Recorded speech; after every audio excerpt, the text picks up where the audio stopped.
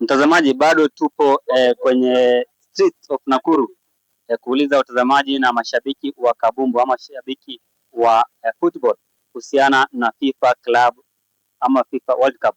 Leo nimepatana na jamaa fulani shabiki sugu wa mpira. Mambo vipi ndugu yangu? Kwa salama. Kwa salama? Salama. Tumetoka kwa English Premier League, kwa Champions League. Sasa hivi tupo kwenye World Cup. Kwanza wewe ni shabiki wa timu ipi?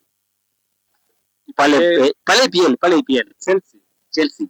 Na pale timu Kenya? Timu Kenya. Shabana FC. Yeah. Okay, sasa leo hii tuko kwenye World Cup. World Cup inaanza hapo kesho. Pale Mexico, Canada na USA. Wewe unashabikia timu ipi? France. Timu ya France. Yeah. Unasema kwamba wale wa France ambao walienda kule wale wa Afrika ambao walienda kule Ufaransa kuweza kubeba timu ya Ufaransa. Unajua pale France kuna wale players karibu almost 90% wa wachezaji wa France ni wachezaji wa Afrika. Yeah. Sasa umeamua uende ushabikie uache timu ya Afrika kule, kuna Senegal, kuna Morocco, uende ushabikie timu ya France. Sisi tukienda France hatuko hapa Afrika. Lakini sasa unaangalia wale wenye wanaenda mbali. Unaona yule akona uzito wa kubeba kile kikombe. So pale finali ya mwaka wa 2022 tunaona kwamba Argentina iliweza kumpiga pale France na ikabeba kile kikombe cha World Cup. Mwaka huu unaona bado finali itakuwa dhidi ya Argentina na Ufaransa. Unaona nani atafika finali? Raundi hii ni ngumu.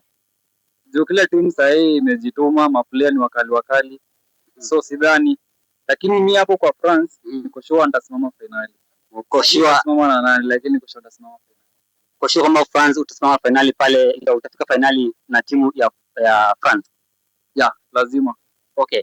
Kila mwaka wa World Cup unaona ile timu moja ambayo inasumbuanga. Kuna timu ambayo inasumbuanga pale kwenye World Cup.